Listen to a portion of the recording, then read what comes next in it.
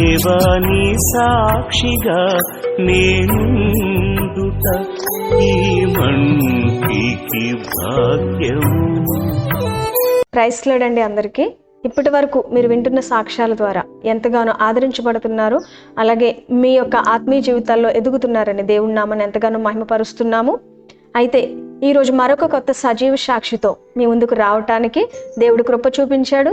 కాబట్టి ఈరోజు రాబోతున్న సజీవ సాక్షి యొక్క సాక్ష్యం ద్వారా మనము ఏ పాఠమైతే నేర్చుకోవాలో, దేవుడు మనకి ఏ సాక్షి ద్వారా ఆయన జీవితంలో జరిగిన దాన్ని బట్టి మనం నేర్చుకోవాల్సిన పాఠాన్ని దేవుడు మనకి ఈరోజు చూపిస్తున్నాడు. కాబట్టి మనం ఆలస్యం చేయకుండా సాక్షిని ఇంట్రడ్యూస్ చేసుకుందాము. ఓకే, ఈరోజు రాబోతున్న సజీవ సాక్షి కొర్రా ఆనంద్ పాల్ గారు.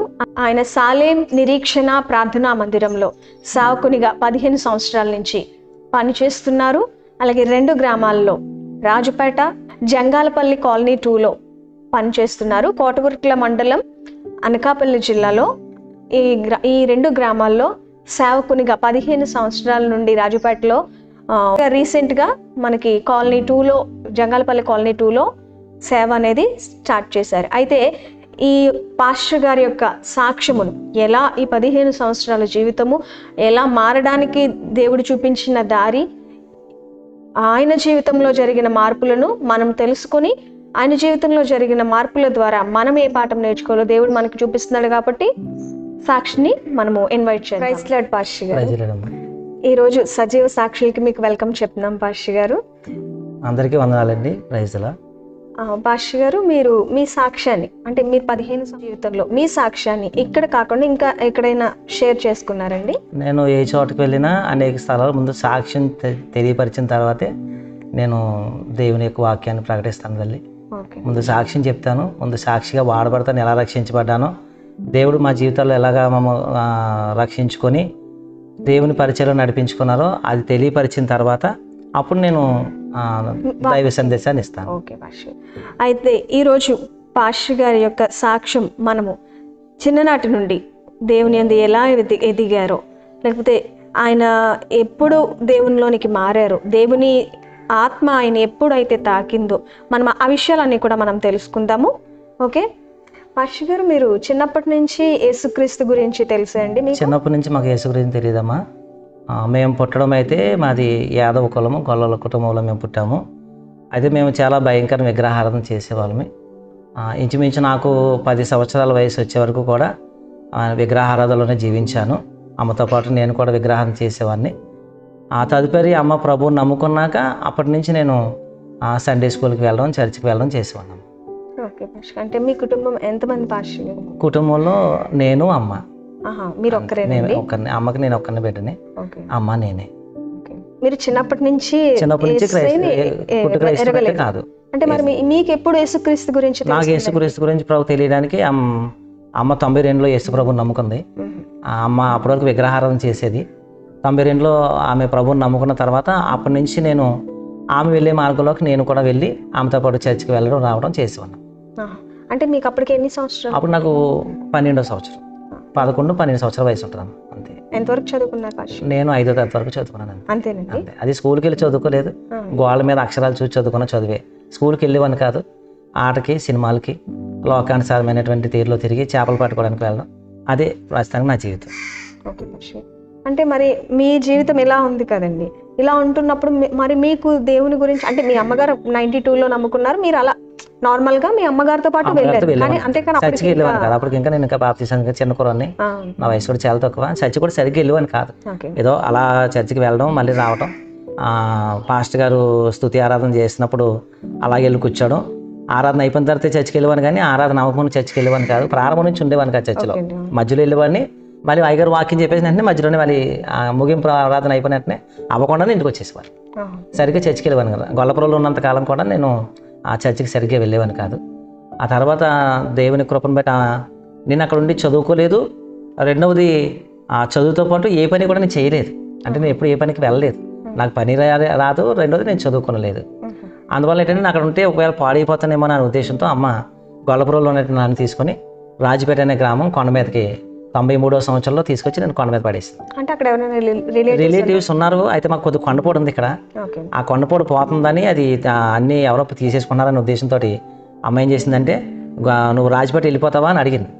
నేను అప్పటి వరకు ఆడతా పాడతా తిరిగాను, ఎందుకో తెలియదు వెళ్ళిపోతాను, రాజపేట వెళ్ళిపోతాను, అక్కడికి వెళ్ళిపోతానని అనేసాను గొప్పని. నేను కూడా కొద్దిగా ఈ సినిమాలు కానీ లేకపోతే అక్కడ ఉంటే అతమానం నేను అమ్మ మాట వినకపోవడం, లోకానుసారంగా పెరుగుతాను ఉద్దేశంతో అమ్మ ఎందుకు ఆ ఉద్దేశంతో అందిందో అడిగిందో తెలియదు, నేను ఎందుకు అన్నానో తెలియదు, వెళ్ళిపోతామంటే వెళ్ళిపోతాను అన్నది అంతే. ఆ వెళ్ళిపోతానని అక్కడి నుంచి వెళ్ళిపోతాను అనగానే మరుసటి రోజు ఉదయాన్నే ఆ బియ్యము పప్పులు ఉప్పులు ఎచ్చలన్నీ కట్టేసి అన్నీ రెడీ చేసి ఆవిడ నన్ను తీసుకుని రాలేదు రాజపేట, నన్నే పంపించేసింది. అడ్రస్ తెలుసు, ఒకసారి 2 సార్లు వచ్చాను రాజపేట అంతే. అప్పుడు చిన్నప్పుడు మా చిన్నగారు ఇక్కడ ఉన్నారని ఆయనకి ఏదో డబ్బులు ఇవ్వని పంపితే 1-2 సార్లు వచ్చాను. ఆ 1-2 సార్లు వచ్చినందుకు ఆవిడ చూసి నువ్వు వెళ్ళావు చూసావు కదా వెళ్ళిపో అని సాయంకాలం బండికి నన్ను బండి ఎక్కించేసింది అమ్మ. ఎక్కించేస్తే నేను తిన్నగా వచ్చేసాను. అయితే ఊళ్ళో పెట్టలేదు నన్ను, నాకు ఊళ్ళో ఎవరో తెలియదు. ఆ ఊళ్ళో రిలేషన్స్ ఉన్నా 2-3 ఉన్నా నాకు వాళ్ళ గురించి పెద్దగా తెలియదు. అయినా నేను అవి పట్టుకుని సామాన్లు పట్టుకుని కొండ మీదకి వెళ్ళిపోయాను తిన్నగా. ఆ కొండ మీదే ఉండి ఇంచుమించు ఓ పాక లేదు, ఏమీ లేదు, పందిరి లేదు, ఏమీ లేదు. అక్కడ ఆ రాత్రి కూడా ఆ అడవిలోనే అంత అడవి కింద ఉండేది అంతానే, అక్కడే ఒంటరిగా ఉండిపోయాను. అంటే రిలేటివ్స్ ఇంటికి కానీ అక్కడ నన్ను తీసుకుని వెళ్ళలేదు. పోనీ వాళ్ళని అది తీసి పెట్టలేదు అమ్మ, ఏమీ చేయలేదు. వెళ్ళిపోయింది, వచ్చేసాను. ఎందుకు వచ్చేసానో నాకే తెలియదు. వచ్చేసాను ఇంచుమించు మ్యారేజ్ అయిన తర్వాత, మ్యారేజ్ అయ్యే వరకు 2000 సంవత్సరం వరకు కూడా మేము కొండ మీదే ఉన్నానమ్మా. ఒంటరిగా 6 సంవత్సరాలు కొండ మీద ఉన్నాను. అక్కడ పాకలు కట్టుకొని, తర్వాత పాకలు కట్టుకున్నాను. ఆ పాకలు కట్టుకొని ఏమీ లేదు, అక్కడ నిరూపమానంగా చెట్ల కిందే ఆ తుప్పలోనే అలాగ ఉండేవన్నీ. అక్కడే ఉంటూ అలాగా కొన్నాళ్ళు జీవించాను. ఆ తర్వాత ఆ చుట్టుపక్కల అందరూ మంచి చేసుకుని ఒక చిన్న పాక కట్టుకుని, ఆ కొండ మీద పాక కట్టుకుని, చిన్న ఇల్లారం పాక కట్టుకొని, అందులోనే మన చుట్టుపక్కల ఏమీ లేవు, ఉండవే కాదు, ఒంటరిగా అక్కడే ఉండేవాడిని. నేను ఇక్కడికి వచ్చేటప్పటికి నాకు 12-13 సంవత్సరం వయసు వచ్చింది. వచ్చేటప్పటికి ఒంటరిగా ఉండాల్సి వచ్చింది. అంటే నేను ఆడుతూ పాడుతూ పెరిగాను గొల్లపురంలో, ఈస్ట్ గోదావరిలోని. నా అంతా కూడా అక్కడ ఉన్న జీవితం అంతా కూడా నాది చాలా ఎంజాయ్ లైఫ్ అనమాట. అక్కడ అంతా గొల్లపురంలో ఎంజాయ్. ఉదయం లేచిన కానీ సాయంకాలం వరకు కాళ్ళలోకి వెళ్ళడం, ఈత కొట్టడం, చేపలు పట్టుకోవడం, అయితే సినిమాకి వెళ్ళిపోవడం, లేకపోతే చేపలు పట్టుకోవడం. చదువుకి వెళ్ళేవాని కాదు. ఇంక ఇలా ఉండి నేను అక్కడ ఉండి భవిష్యత్తును కొద్దిగా పాడు చేసుకున్నాను. ఆడుతూ పాడుతున్నాను. అంటే అన్నీ బాగున్నాయి నాకు, అక్కడైతే ఏమీ లోటు లేదు. కాకపోతే నా అమ్మ మాట వినేవాని కాదు. అమ్మ మాట చదువుకోమని చెప్పేదమ్మా, నేను చదువుకోలేదు. చదువు ఎందుకో నాకు అది అవ్వలేదు. 5వ తరగతి కూడా నేను 3 సంవత్సరాలు వెళ్తే 5వ తరగతి పూర్తి చేశాను. అప్పుడు కానీ నాకు ఆ సర్టిఫికేట్ ఇచ్చేసి బలవంతంగా నన్ను బయట పంపించారు సార్ కూడా. ఇంక ఇక్కడ ఉంటే మా స్కూల్కి చెడిపోయారని అప్పట్లోనే మంచి కాన్వెంట్లో జాయిన్ చేసిందమ్మ, డబ్బులు కట్టి. 50 రూపాయల ఫీజు అంటే ఆ రోజుల్లో గొల్లపురం మండలంలోనే ఆల్రెడీ స్కూల్ లేదు. అంటే గొల్లపురంలో మీ అమ్మగారు రైల్వేలో కొద్దిగా ఆయన గ్యాంగ్ ఉమెన్ కానీ పనిచేశారు. ఆమె పనిచేశారు. అమ్మకి 91లో అక్కడ రైల్వే జాబ్ వచ్చింది. అప్పటి వరకు కూలి పని చేసుకునేది. 91లో నాన్నగారు చనిపోయిన తర్వాత ఆ జాబ్ కొన్ని సంవత్సరాల తర్వాత అమ్మకి ఆ జాబ్ ఇచ్చారు. కానీ మాకు మధ్యన సరైన అమ్మ భయంకరమైన విగ్రహారాధన చేయటం, నేను ఆమెను ఫాలో అవటం, ఇంకా సరిగ్గా మేము ఉండకపోవటము, ఎలాగంటే ఇంకా మాకిద్దరికి కుదిరలేదనమాట. ఉద్యోగం అయితే ఉంది అమ్మకి, మాకు కుదిరలేదు. ఇంకా అత్తమాన ఆమె మొక్కుకోవడం, నేను వెళ్ళి గుండ్లు కొట్టించుకోవడం, ఇదే మా ఇద్దరు పని. ఇంకా ఆవిడ మొక్కుకోవడం, నేను మొక్కులు తీర్చుకుని రావటం. అలాగే చాలా విస్తారంగా అమ్మ చాలా డబ్బులు ఖర్చు పెట్టింది. కానీ మనశ్శాంతి లేదు. జాబ్ అయితే ఉంది కానీ నా వల్ల అమ్మకి ఎలాంటి మనశ్శాంతి లేదు, ఏ విధమైన మనశ్శాంతి లేదు. అలా ఉండేటప్పుడు అవి వెళ్ళిపోమన్నగానే వచ్చేసాను అంతే రాజపేట. అప్పటికి నాకు 13 సంవత్సరం వయసు. 93 సంవత్సరాలు ఒంటరిగా నేను ఇంచుమించు 99 వరకు కూడా నేను ఒంటరిగానే కొండ మీద ఉన్నాను. 1999 సంవత్సరాల వరకు నేను కొండ మీద ఒంటరిగా ఉన్నాను. 6 సంవత్సరాలు పూర్తిగా నేను కొండ మీద ఉన్నాను. మ్యారేజ్ అయ్యే వరకు 99 వరకు అక్కడే ఉన్నాను.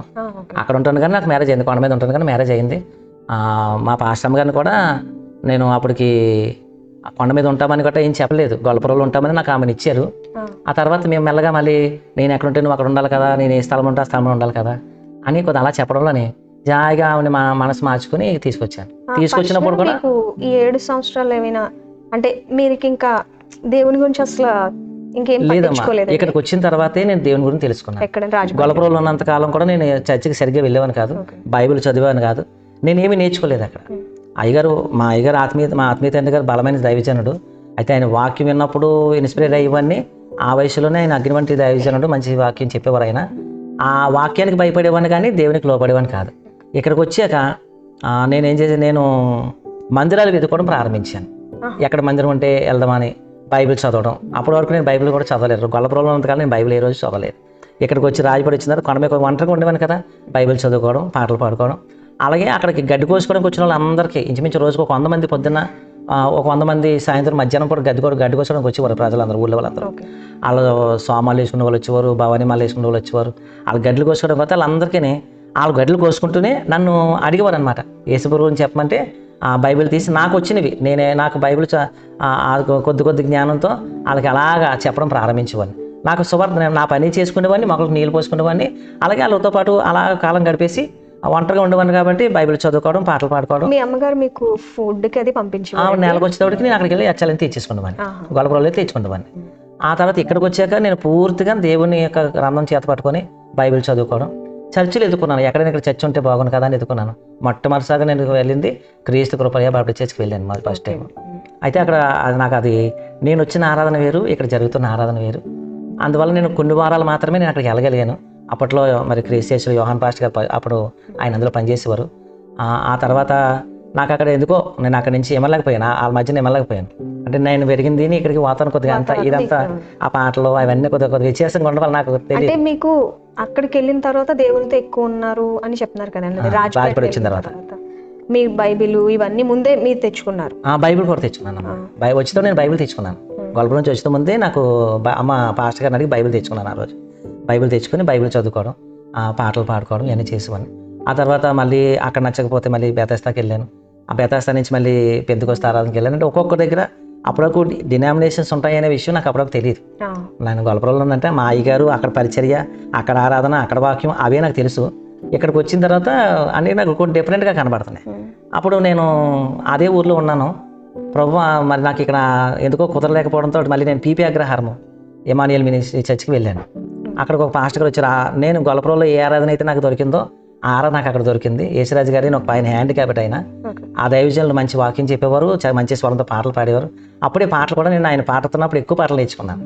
ఎమాన్యుయల్ మినిస్ట్రీలోకి వెళ్ళిన తర్వాత ఎక్కువ పాటలు అంటే ఆ చర్చికి వెళ్ళడం వల్ల, నేను పీపీ అగ్రహారం చర్చికి వెళ్ళడం వల్ల ఎక్కువ నేర్చుకున్నాను. సైకిల్ మీద నా పని చేసుకుని ఆదివారం వచ్చేటప్పటికి నేను తగ్గ రెడీ అయిపోయి చర్చికి వెళ్ళిపోయేవాడిని. చర్చి మాత్రం మీ గ్రామంలో చర్చ్ లేదు? అక్కడ చర్చ్ లేదు, ఆ రోజుకి అప్పుడు చర్చ్ లేదు. అయితే నేను ప్రతిరోజు ప్రార్థన చేసేవాను, ప్రభావ మా ఊరు ఎవరైనా ఒక సేవకుని పంపించు, ఒక దైవజన్ని పంపించని మాత్రం నేను ఎప్పటికప్పుడు ప్రార్థన చేసేవాను. ప్రతిరోజు ఉదయం సాయంత్రం కూడా ప్రార్థన చేసుకున్న ప్రతిసారి కూడా ఇంక ఒంటరిగా ఉండేవాడిని. ఇంక నాకు రెండో పని లేదు. రాత్రి అంతా అలాగే పగలంతా ఉండేవాడిని కాబట్టి నాకు పగల సువార్త చెప్పేవాడిని. రాత్రి అయినప్పుడు నేను బైబిల్ చదువుకుని పాటలు పాడుకొని పడుకునేవాడిని, ఒంటరిగా పడుకునేవాడిని. అప్పుడు ప్రార్థన చేసేవాడిని, ప్రభావ మా ఊరు ఎవరైనా సేవకుని పంపించమని అడిగేవాడిని. ప్రార్థన చేయగా కొన్ని సంవత్సరాల తర్వాత దేవుడు ప్రార్థన విన్నాడు. నక్కపల్లి నుంచి లాజరస్ పాస్టర్ గారు అని ఒక ఆయన మా ఊరు వచ్చాడు. జంగల్పల్లి వెళ్ళారంట. అయితే జంగల్పల్లి నుంచి వాళ్ళు మాకు ఇక్కడ వద్దు, మాకు పాస్టర్ గారు ఉన్నారు, మీరు ఇంకొక ఊరు వెళ్ళిపోయినంటే అప్పుడు రాజపేట వచ్చారు. ఆయన రాజపేట వస్తే మీరు ఇలా అంటే భక్తి జీవితంలో దేవునిలో ఎదుగుతున్నారు కదా, మరి మీరెప్పుడు మార్పు అనేది వచ్చిందండి? అంటే బాప్తీసం నేను బాప్తీసం 1998లో బాప్తీసం తీసుకున్నాను. ఆ బాప్తీసం కూడా నేను కొన్ని అలవాట్లకు దూరం అవ్వాలనే ఉద్దేశంతో అప్పటికి కొద్ది సినిమాలు చూస్తే ఇక్కడికి వచ్చినా కానీ కొద్ది సినిమా అలవాట్లు ఉన్నాయి నాకు. అవి కొద్దిగా మానుకుందాం. పాస్టర్ గారు క్రిస్మస్కి జనవరి 1 వచ్చినప్పుడు నాకు గొల్లపురంలో వెళ్ళిపోతుండేవాడిని. అయ్యగారు సడన్గా చెప్పి ఇప్పుడే నిలబడి ఇప్పుడు ఇదే అనుకూల సమయం, రక్షణ సమయం, మీరు ఇప్పుడు ఈ సమయం పోతే మళ్ళీ రాదు, ఇది రక్షణకు అనుకూల సమయం చెప్పగానే నేను ఏం చేశానంటే వెంటనే చేయవెత్తేసాను. నా ఆలోచన ఏంటంటే ముందు నేను మారాలి, ఇవన్నీ మార్చుకోవాలి, ఈ లోక సంబంధమైన అలవాట్లు మార్చుకోవాలనే ఉద్దేశంతో చేయవెత్తేసి అప్పుడు నేను 98లోని గొల్లపురంలోని బాప్తీసం తీసుకున్నాను. బాప్తీసం తీసుకుని మళ్ళీ ఇక్కడికి వచ్చేసాను. ఆ తీసుకున్న సంవత్సరం తర్వాత నాకు 99లో వివాహం అయింది. 99 ఏప్రిల్ 21 మ్యారేజ్ అయింది నాకు. అప్పుడు నాకు ఇంచుమించు ఆ చిన్న వయసులో నాకు వివాహం జరిగింది. వివాహం కూడా మీరు ఏ పని చేశారు? అంటే నేను తోటలోనే పని చేయడం తప్ప ఇంకేం పని లేదమ్మా. తోటలో ఇంకా జీడి మొక్కలకి నీళ్ళు, మామిడి మొక్కలు వేసాను ఆ తోటలోని. ఆ మామిడి మొక్కలు నీళ్ళు మోసుకోవడం, పగలంతా నీళ్ళు మోసుకోవడం, రాత్రి దేవుని మాటలు చెప్పడానికి గ్రామంలోకి వెళ్ళడం. ఎవరు పిలిస్తే వాళ్ళ ఇంటికి వెళ్ళేవాడిని, వాళ్ళ ఇంటికాడ దేవుని మాటలు చెప్పేవాడిని. ఇంతలో పాస్టర్ గారు వచ్చారు. నేను ప్రార్థన చేసినట్టుగానే మైక్ వినబడితే పాస్టర్ గారి దగ్గరికి వెళ్ళాను. వెళ్ళి ఎస్సీ కాలనీలోనే, ఇప్పుడు ఉన్న ఎస్సీ కాలనీ 2లోనే ఆయన ఒక చిన్న ఆ గది తీసుకుని ఆ గదిలో పెట్టేవారు, అక్కడ ప్రార్థన పెట్టేవారు. అప్పుడు నేను ఆయన్ని సహకరించడం ప్రారంభించాను. ఇంకా ఆయన సహకరించి ప్రారంభించి ఆయన ఎక్కడికి వెళ్తే, సువార్తకి వెళ్తే, ఆయన ఏ మీటింగ్స్కి వెళ్ళినా ఎక్కడికి వెళ్ళినా ఆయనతో పాటు వెళ్ళిపోవడమే. ఇంకా ఆయన ఎక్కడ తీసుకెళ్ళినా వెళ్ళేవాడిని. పగల పని చేసుకునేవాడిని, ఆ రాత్రులు ఆయనతో పాటు వెళ్ళిపోయేవాడిని. అప్పుడు ఒకవేళ మీటింగ్ రేపు ఉన్నది 2 రోజులు మీటింగ్ ఉన్నాయి అని అప్పలరాజు అని చెప్పగానే నేను ఏమంటే వెంటనే ఆ 2 రోజులకి తప్ప మొక్కలకు నీళ్ళు పోసేసుకొని నేను బయలుదేరి వెళ్ళిపోయేవాడిని. వెళ్ళిపోయి 2 రోజులు మీటింగ్ చూసుకుని మళ్ళీ వచ్చేసి మళ్ళీ మొక్కలకు నీళ్ళు మోసుకోవడం, ఇంకా అక్కడ మొక్కలు నీళ్ళు మోసుకోవడం, ఆ తోటలు సేద్యపరచుకోవడం, ఇలాగా వెళ్ళేవాడిని. అదే కాకుండా అక్కడ లాజర్ పాస్టర్ గారికి మాత్రమే సహకరించకుండా ఆ ఊరు ఎంతమంది ఎవరు సువార్త చేయడానికి వచ్చినా, అంటే ఈ ఊరు చాలా పెద్దది కదా, ఈ ఊర్లో ఇంతమంది ప్రజలు ఉన్నారు, ఒక పాస్టర్ గారే ఈయన ఎస్సీ కాలనీ మాత్రమే అంటున్నాడు, రాజపేటలో ఎవరు సువార్త చెప్పలేదు, అని చెప్పేసి ఎవరైనా సువార్త చెప్పడానికి వస్తే వాళ్ళకి నేను సపోర్ట్ చేసేవాడిని. వేరే ఎవరు వచ్చినా సరే వాళ్ళందరికీ సపోర్ట్ చేసాను. వాళ్ళందరికీ కూడా నేను చెప్పేవాడిని, అయ్యా మీరు సువార్త చేయండి, మీకు నేను ఇక్కడ ఉన్నాను, మీకు ఏదైనా అవసరమైనా మీకు భోజన విషయంలో కానీ అకామిడేషన్ నేను ఇస్తాను అని నేను వాళ్ళకి సువార్త ప్రకటించేవాడిని. అలాగే చాలామంది సువార్థికులు ఆ గ్రామం వచ్చేవారు. అయితే సేవ చేయాలనే ఆలోచన అయితే మాత్రం నాకు లేదమ్మా.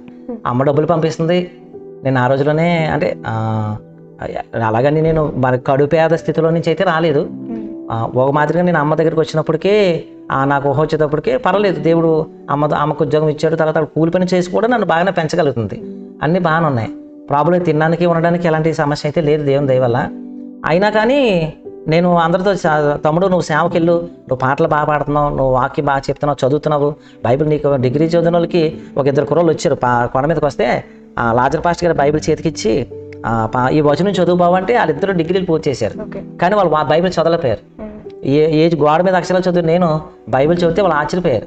పాస్టర్ గారు కూడా, చూడు బాబు మీరు డిగ్రీలు చదివారు, కుర్రోడు 5వ తరగతి కూడా చదువుకోలేదు, అయినా కానీ బైబిల్ చదువుతున్నాడు, దేవుడిచ్చిన జ్ఞానం అదని అలా చెప్పారు ఆయన. అలా చెప్పితే అలా చెప్పినప్పుడు కూడా ఈ సువార్థికులందరికీ నేను సపోర్ట్ చేసినప్పుడు వాళ్ళందరూనే, తమ్ముడు నువ్వు సేవకెళ్ళంటే నేను సేవకెళ్ళండి, నేను సేవ చేయను, అది నా ఉద్దేశం కాదు, నేను సహకరిస్తాను, ఎంతమంది వచ్చినా సహకరిస్తాను, ఈ ఊరు చాలా పెద్దది, ఈ ఊరిలో 2-3 సేవకులు ఉన్నా ఇక్కడ ఇబ్బంది లేదు, ఒక పాస్టర్ గారు అరిసికోళ్ళు చేస్తున్నారు, మీరు సేవ చేయాలని. అయితే వచ్చిన వాళ్ళందరూ ఏదో ఆశించి వచ్చి సేవ చేసేవాళ్ళమ్మ, ఆశించేవారు. సేవలోకి వస్తుండగానే మాకు ఏదో కావాలి, ఏదో జరిగిపోద్ది అనుకుంటే ఆ రోజుల్లో చాలా కష్టంగా ఉండేది. అంటే ఎవరు ఒక ఆత్మ కూడా రక్షించబడకుండా ఎలాగ మనం పొందుకుంటాము, ఆర్థికమైన సహాయం ఎలాగ వస్తుంది, తోడతో మనకి ఎవరు సహాయం చేయరు కదా. నేను ఈ సువార్థికులకి అది నేనేం చేస్తామంటే వాళ్ళు వచ్చి నా దగ్గర ఉండిపోయేవారు, 2 రోజులు 3 రోజులు ఉండిపోతే నా దగ్గర ఒకవేళ నాకు ఇబ్బందిగా ఉన్నా నేనేం చేస్తుంటే ఆ పక్క దగ్గరికి వెళ్ళి వాళ్ళ దగ్గరికి వెళ్ళి, అమ్మ పాస్టర్ గారు వచ్చే వాళ్ళకి ఏమైనా కొత్త ఆహారం పెట్టనంటే వాళ్ళు గెంజి పోసుకుంటే నేను గెంజిస్తే అన్నం తిన్నారు వాళ్ళు. వాళ్ళు ఏది పెడితే నీళ్లు పోసేసిన అన్నం పెట్టినా తిన్నారు వాళ్ళు. ఆ సువార్థికులందరూ అలా వచ్చిన వాళ్ళు ఉన్నారు, చాలామంది ఉన్నారు. ఇప్పుడు కూడా కొంతమంది సువార్థికులు ఉన్నారు, వాళ్ళందరూ వాళ్ళందరూ బ్లెస్ చేశారు. నేను ఆ గ్రామంలో ఈరోజు సేవ చేస్తున్నానంటే నేను వెళ్ళిపోయి కష్టపడిన సేవ అయితే మాత్రం కాదు. ఇంచుమించు ఆ గ్రామంలో ఇంచుమించు అపరావ పాస్టర్ గారు అని నాకు ఆయన తెలియదు, కృపాలయ చర్చిలో మొట్టమొదటి ఏరియా అంతా సువార్త ప్రకటించారంటే ఆయన. వాళ్ళ టైంలోనే మా గ్రామంలో చాలామంది సేవకులు సువార్థికులు అడుగుపెట్టి సేవ చేశారు, అక్కడ వాళ్ళు సువార్త ప్రకటించారు.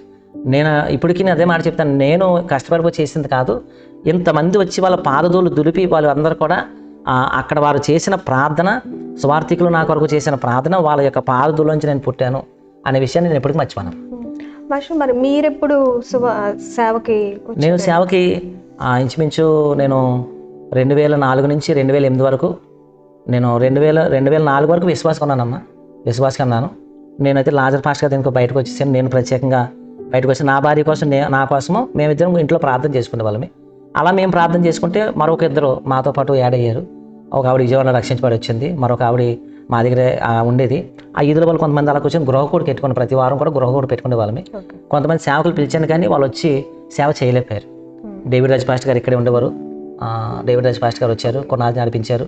బ్లైండ్ సాల్మన్ రాజు గారు వచ్చారు, వాళ్ళు కొన్నాళ్ళు నడిపించారు. కొంతమంది వచ్చి నడిపించి వెళ్ళారు. కానీ ఎందుకో దేవుడు వాళ్ళని అక్కడ దేవుని ఏర్పాట్లో వాళ్ళు లేరు. ఆ తర్వాత నా 2004 వరకు నేను విశ్వాసంగా ఉన్నాను, సంఘంలో ఉన్నాను. ఈ 2004 తర్వాత జరిగిన సంగతి ఏంటంటే, మా కాంతరాజ్ మాస్టర్ గారు అని మా రాట్నాలపాలలో ఉంటారు.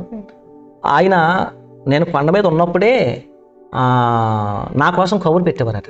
ఎవరో కుర్రోడు కొండ మీద ఉన్నాడంట, పాటలు పాడతాడంట, ప్రార్థన చేస్తాడంట, మరి అతను ఒకసారి నా దగ్గర పంపించింది అని ఆ మాస్టరు ఆయన కబురు పెడితే, మా ఊరు మన్నీ అని, ఎత్తులు మన్నీ అని ఒక అతను ఉంటాడు, ఆ మరిడిని కబురు పెడితే నేను వెళ్ళలేదాం. అతనే చెప్పాడంటే, ఎందుకు చెప్పాడో తెలియదు. మాకు ఒక పాపరాజు అన్న కుర్రోడు ఉన్నాడు ఇక్కడ, బాగా నడిపిస్తున్నాడు, బాగా చేస్తున్నాడు ఎందుకు చెప్తే, అతను చెప్పిన మాటలకి ఈ మాస్టర్ ఏం చేశారంటే, నువ్వు ఒకసారి వెళ్ళి కరోనా దగ్గర రమ్మని చెప్పారంటమ్మా. అయితే నేను వెళ్ళలేదు, మాస్టర్ అంటే నాకు భయం, నేను మాస్టర్లు అంటే నాకు భయం, పోలీసులన్నా నాకు భయం. అందువల్ల నేను ఏం చేశానంటే, బాబోయ్ మాస్టర్ నన్ను రమ్మంటున్నారు, ఎందుకు రమ్మంటున్నారు అని చెప్పేసి నేను ఆయన బ్రతికున్నంతకాలం ఒక్కసారి కూడా ఆయన దగ్గరికి వెళ్ళదాం నేను. అయితే ఆయన ఉద్దేశం ఏంటంటే, నన్ను తీసుకుని వెళ్ళి నర్సీపట్నంలో ఏదో ట్రైనింగ్ సెంటర్ ఉన్నది అప్పటికే, ఆ ట్రైనింగ్ ఇప్పించి వాళ్ళ చర్చిలో వాళ్ళ పరిచయంలో నన్ను బలపరచాలనే ఉద్దేశంతో ఆయన ఎన్నోసార్లు కబురు పెట్టారు, కానీ నేను వెళ్ళలేదు. ఆయన మరణించిన తర్వాత ఏం జరిగిందంటే, కొన్ని రోజులు అయిపోయిన తర్వాత నేను ఎప్పుడైతే 2000 విశ్వాసంగా కొనసాగుతున్నానో, అప్పుడు నేను బయటకు వచ్చేసిన తర్వాత కూడా మాకు సంఘం ఒక 10 మంది అలా కూడుకుంటున్నాం, కానీ మాకు పాస్టర్ గారు లేరు. పాస్టర్ గారు లేకపోతే దేవుని దగ్గర ప్రార్థన చేస్తున్నాం, అయ్యా మాకు ఎవరైనా పాస్టర్ గారు పంపించు, ఒక మంచి పాస్టర్ గారు మమ్మల్ని బలపరిచే సేవకుని పంపించి అని ప్రార్థన చేస్తుంటే మా ఊర్లో ఒక ఫెరాలసిస్ ఒక అమ్మాయి రక్షించబడింది, అంటే స్వస్థపరచబడింది. ఆమె స్వస్థపడుకొని ఆవిడ చెప్పిందంటే మాస్టర్ వాళ్ళకి, మా దగ్గర ఒక కుర్రోడు ఉన్నాడు, అతను ఎలా 10 మంది నడిపిస్తున్నాడు, మీరు రండి అంటే ఆ మాస్టర్ గారు ఇప్పుడు ఎవరైనా ప్రేమ్ కుమార్ గారు ప్రేమ్ కుమార్ గారు లింగపూర్లో పరిచయం చేస్తున్నారు. ఆ దైవజనులు ఆయన ఇద్దరు కలిపి మా ఊరు వచ్చారు. 2 సార్లు వచ్చారమ్మా. 2 సార్లు వచ్చినప్పుడు నేను కొండ మీద నన్ను తప్పించుకున్నాను, వాళ్ళకి కనపడకుండా భయమేసే, అంటే ఎందుకు వచ్చారని భయమేసి తప్పించుకున్నాను. ఆ తర్వాత నేను సాయంకాలం మాకు ఎలాగైతే కుదరలేదని సాయంత్రం చీకటకు వచ్చేసారు. మాలో వచ్చేసి కూర్చుని అప్పలరాజు అంటే ఎవరో పెద్ద మనిషి అనుకున్నారంట వాళ్ళు. అప్పటికే అంటే ఏదో పెద్ద వయసు ఉంటుంది అని అనుకుంటున్నారంటే, ఒక 40-50 సంవత్సరాలు ఉంటాయేమో, అలా 10 మందిని పోగేసి నడిపించినాడు అంటే అని అనుకున్నారంట వాళ్ళు. అలా అనుకుంటున్న సమయంలో నన్ను చూసేటికి అప్పటికి వాళ్ళు వచ్చి చిన్న నెక్కరేసుకొని కొండ నుంచి అలా దిగి కొద్దిగా పని చేసుకుని వచ్చిన కదా, చూసేటికి ఇదేంటి కుర్రలాగా ఉన్నాడు, అప్పలరాజు చెట్టు పెద్ద మనిషి అనుకున్నా, మనం చిన్న కుర్రలాగా ఉన్నాడు అని చెప్పేసి అనుకుని ఇతను ఎంత చేస్తున్నాడు ఇక్కడ అని అప్పుడు ఆర్వి ప్రసాద్ మాస్టర్ గారు ప్రేమ్ కుమార్ గారు ఇద్దరు కూడా నన్ను చూసి అప్పుడు నాతో మాట్లాడారు. మేము ఇలాగ పలానా వ్యక్తి పలానా గ్రామం అది ఇలాగా అని చెప్పారు. ఆ తీసుకొచ్చిన అమ్మాయి కూడా వచ్చింది. నేను 10 మందిని అప్పుడు పోగేసుకుని దేవుని సందులో ఆరాధన చేస్తున్నాము. ఆరాధన చేస్తున్న సమయంలో అప్పుడు ఒక 2 దైవజ్యోతి గారు అని లావణ్య అని చెల్లి అమ్మాయి ఇద్దరు వచ్చి నేను వాళ్ళకి కబురు పెట్టాను, అమ్మ నా ఇష్టం కాదు, అయ్యగారు నా ఇష్టం కాదండి, మా సంఘస్థులు కొంతమంది ఉన్నారు, వాళ్ళకి ఇష్టమైతే మీరు వద్దురు కానీ అని చెప్పేసి వాళ్ళకి కబురు పెట్టి అప్పుడు వాళ్ళతో మాట్లాడించామమ్మ. అప్పుడు మాట్లాడినప్పుడు వాళ్ళిద్దరు ఏమన్నారంటే, ఈ లావణ్య అన్న ఆమెని దైవజ్యోతి అన్న ఆవిడ ఏమందంటే అచ్యుతం ఆవిడ పేరు, మీరు ఎప్పటికైనా మా అప్పలరాజు గారిని పాస్టర్ గారిని చేస్తానంటే మా దగ్గరికి రండి, లేకపోతే వద్దన్నారు వాళ్ళు కూడా. కానీ నాకు అప్పటికి సేవకి వెళ్ళే ఉద్దేశం లేదు. నేను సువార్థికులందరితో చెప్పాను, నేను సేవ చేయనని చెప్పాను. అదే మాట మీద ఆ రోజు కూడా ఉన్నాను. వాళ్ళు వచ్చేటప్పుడు కూడా 2003లో అదే మాట మీద ఉన్నాను. అదే మాట మీద ఉన్నా కానీ వాళ్ళు అదే మాట ఒప్పందం చేశారు, అయ్యా మా ఆనందపాల్ గారిని అప్పలరాజుని మీరు పాస్టర్ గారిని చేస్తానంటే మా దగ్గరికి రండి అంటే. అప్పుడు ప్రేమ్ కుమార్ గారు అన్నారు, మాకు మాస్టర్కి రాటాలపాలలో చర్చ్ ఉంది, మాకు లింగపూర్లో చర్చ్ ఉంది, మాకు అవసరం లేదు, ఒకవేళ మీరు సేవకి ఇప్పుడు వెళ్తానంటే అప్పుడే మిమ్మల్ని పంపిస్తామని మరి ప్రేమ్ కుమార్ గారు ఆ మాట మాతో ఆ రోజు చెప్పారు సంఘం చెప్పారు. అప్పుడు ఆ తర్వాత నుంచి ప్రేమ్ కుమార్ గారు తర్వాత ఈ మాస్టర్ ప్రతి వారం కూడా అయితే నేను సంఘాన్ని లాజర్ పాస్టర్ గారు ఉన్నప్పటి నుంచే కూడా నేను ఒక ఆత్మీయ సంఘం నుంచి ఒక బలమైన సంఘం నుంచి వచ్చాను కాబట్టి అక్కడ నేను నడవకపోయినా ఆ తీరంతా నాలో ఉంది. నేను గొల్లపురంలో నేను అక్కడ చర్చికి సరిగ్గా వెళ్ళకపోయినా సరే మా అయ్యగారితో సువార్తకు వెళ్ళేవాడిని. జేజస్ ఇవాంజలికల్ టీం అని ఎలమంచిలి అడ్రోడ్లో ఉంటుంది. ఆ సేవకులందరూ నాకు పరిచయం. చిన్నప్పటి నుంచి నన్ను నాయుడు అంటారు వాళ్ళు. మా ఆత్మీయ తండ్రి కూడా మరి బ్యాగ్ పట్టుకొని వెళ్ళిపోవడం, ఎక్కడ మీటింగ్స్ అయినా వెళ్ళడం, ఎక్కడ మీటింగ్స్ అయినా రావడం, ఆ ఆసక్తి నాకు పరిచయం చేసి ఆసక్తి మొదటి నుంచి ఉందాం. ఆ తర్వాత ఇక్కడికి వచ్చిన తర్వాత కూడా ఎక్కువైంది. సువార్థికులకు సహకరించడం, లాజర్ పాస్టర్ గారు సహకరించడం. ఆ లాజర్ గారు ఇక్కడ కూడా కైలాసపట్నంలో కూడా ఇక్కడ కిందనే చిన్న పాక కట్టారు. ఇక్కడ కూడా అక్కడ చూసుకుని ఇక్కడికి వచ్చి ఇక్కడ కూడా చాకల నాగరాజు గారి మధ్య చనిపోరైనా ఆ ఇంటి ముందే చిన్న ప్రార్థన పెట్టేవాళ్ళమే. స్థలం కూడా ఇచ్చారు, పాక కూడా వేసాము ఇక్కడ. ఆ తర్వాత ఇక్కడ కూడా కొన్ని ఆరాధన చేసాము. ఆ తర్వాత ఎందుకో మరి దేవుడు ప్రణాళికలో మరి మాకు చివరికి అర్థమైన విషయం ఒకటి ఏంటంటే, ఇక్కడ రాజుపేట రావడానికి నేను బ్రతకడానికి కాదు, సేవకే వచ్చిన సంగతి నాకు 2010వ సంవత్సరం వరకు కూడా నాకు తెలియదు. దేవుని యొక్క ట్రైనింగ్కి వెళ్ళొచ్చి చర్చ కట్టారా అనే ఆలోచన వచ్చినప్పటికే అప్పుడు నాకు అన్ని విషయాలు దేవుడు గుర్తు చేశాడు. ఈ సేవ, ఈ పరిచర్య అంతా కూడా ఏది నాకు నయనగా వచ్చేసింది కాదు. నన్ను ఎవరు పంపించలేదు, నాకు నేనుగా వచ్చింది కానీ నన్ను ఎవరు పంపించలేదు, ఎవరు ప్రచేయలేదు. అయితే నేను 2004 నుంచి 2008వ సంవత్సరం వరకు కూడా సంఘ పెద్దగా కొనసాగాను. అదే సంఘానికి విశ్వాసిగా, సంఘ పెద్దగా. మాస్టారు ప్రేమ్ కుమార్ గారు ఇద్దరు కూడా నన్ను అభిషేకం చేశారు. 2004లో నన్ను అభిషేకం చేసి, నూనెసి అభిషేకం చేసి, జనవరి 1వ తారీఖున అభిషేకం చేసి, ఈరోజు మీరు సంఘ పెద్ద. ఎందుకంటే అక్కడ నేను అవసరమని వారు గుర్తించారు. మేము వచ్చి వెళ్ళిపోతాము కానీ నువ్వు ఇక్కడే ఉంటావు, సంఘాన్ని చూసుకుంటావు, అన్నీ వాళ్ళకి ఏ మంచి చెట్లైనా మాకు చెప్తావు, కాబట్టి నిన్ను సంఘ పెద్దగా పెడుతున్నాము. మేమైతే ఆదివారం పూట వస్తాము కానీ మిగతా రోజులు నువ్వు ఇక్కడ ఉంటావు కాబట్టి నువ్వు నడిపించు. నేను ఆరాధన వరకు నడిపించేటప్పుడు పాస్టర్ గారు వాళ్ళు చూసుకొని వచ్చి వాళ్ళు చక్కగా వాకింగ్ చెప్పి వెళ్ళేవారు. మమ్మల్ని చక్కగా బలపరిచారు. పాస్టర్ గారు కూడా ప్రేమ్ కుమార్ గారు చక్కగా మమ్మల్ని బలపరిచేవారు. 2008 తర్వాత 2007 సంవత్సరంలో 8వ సంవత్సరంలోనే నేను కొద్దిగా అరట్లకోట అని ఒక గ్రామం వెళ్ళాను. మా బంధువులు అక్కడ ఉంటే అక్కడికి వెళ్ళాను. అక్కడికి వెళ్ళి వాళ్ళ దగ్గర భోజనం చేయడం చేస్తుంటే కొద్దిగా లేట్గా వెళ్ళాను. అక్కడ పక్కన పెద్ద చర్చ్ ఉంది. ఆ చర్చికి వెళ్తారు పాస్టర్ గారు అక్కడికి వచ్చారన్నారు భోజనం. నన్ను చూడగానే ఆయన ముందు నా ముఖం చూడగానే అడిగిన మాట ఏంటంటే, నా మాటను తీరు చూసి మీరు పాస్టర్ గారు అని అడుగుపోకనే. నా మాట చూసి వెంటనే పాస్టర్ గారు మీరు అని అడిగాడు. లేదు నేను పాస్టర్ గారిని కాదండి, ఒక చర్చికి నేను విశ్వాసిని, అలాగే సంఘ పెద్దగా ఉంటాను నేను. మీరు ఎందుకు పాస్టర్ గారు అవ్వకూడదు, మీరు ఎందుకు సేవ చేయకూడదు? బాబాయ్ నేను చేయలేదు, నాకు చదువు లేదండి, నేనంతా ఎవరి మధ్య నన్ను మాట్లాడలేను, పెద్దల మధ్య అసలు మాట్లాడలేను, నాకు చదువు లేదు, నేను అంత వెళ్ళనండి అని కేవలం అదే మాటతో నేను వదిలేశాను. ఒకవేళ చదువు లేకపోయినా ట్రైనింగ్ పంపిస్తే నువ్వు వెళ్తావా? అయ్యి బాబు 7వ తరగతి ఉండాలి కదండి చదువుకోవడానికి అన్నాను. పోనీ 5వ తరగతి పూర్తిగా చదివి ఉండాలి కదా అన్నాను. 5వ తరగతి కాదు, నీకు అక్షరం ఒక రాకపోయినా పర్లేదు, నువ్వు ట్రైనింగ్కి వెళ్తావా అని అడిగారు. ఏమోనండి దగ్గర ఒకవేళ దేవుని చిత్తం అయితే వెళ్తానండి అని అనేసాను. నా ఫోన్ నెంబర్ ఆయన తీసుకున్నాను, ఆయన ఫోన్ నెంబర్ నాకు ఇవ్వలేదు. 4 నెలల తర్వాత నాకు ఫోన్ చేశాడు ఆయన ఫోన్ చేసి ఇమీడియట్గా మీరు కాకినాడ ట్రైనింగ్కి వెళ్ళిపోవాలి, మా తమ్ముడు అక్కడ ట్రైనింగ్ అవుతున్నారు, అక్కడ ఉన్నారు ఆల్రెడీ, ఆయన క్లాస్ చేసుకుంటారు, మీకు అడ్రస్ చెప్తాను, మీరు వెళ్ళిపోండి అని నాకు 2008లో డిసెంబర్ ముందు, అంటే డిసెంబర్కి ముందే ఫోన్ చేశాను. ఫోన్ చేస్తే నేను అప్పటికప్పుడు మరి సంఘానికి చెప్పాను, పాస్టర్ అమ్మ గారు చెప్పాను. ముందు వెళ్ళగానే అమ్మ ఇలాగ అంటున్నారు, మరి ఫోన్ చేశారని అనగానే ఆలస్యం చేయకుండా వెళ్ళిపోండి అన్నారు పాస్టర్ అమ్మ గారు. మా అమ్మగారితో చెప్పలేదు, మా అమ్మగారికి సేవ చేయడం ఇష్టం లేదు, కొండ మీద ఉండడమే మా అమ్మకి ఇష్టం, పని చేయడమే మా అమ్మకి ఇష్టం. అంటే పని చేయడం అంటే తోటలో పని చేసుకుంటే బాగుంటుంది కదా అని ఆవిడ ఆలోచన, తోట బాగుంటుంది కదా అని ఆలోచన. సేవ ఆవిడకి ఆలోచన లేదు, ఎందుకంటే సేవకుడు పరిస్థితి కష్టాలన్నీ ఆవిడ చూసింది, మా ఆత్మీయ తండ్రి గారి పైన సమస్యలను చూసింది, సంఘం చదువుకోవడం ఇవన్నీ విషయం గమనించి వద్దు బాబు నువ్వు సేవ చేయొద్దు అని చెప్పేసి ఆమె ఆ మాట అనేది అనమాట. అయితే నేను మీకు పిల్లలు పుట్టారు, అంటే పెద్ద పాప పుట్టింది.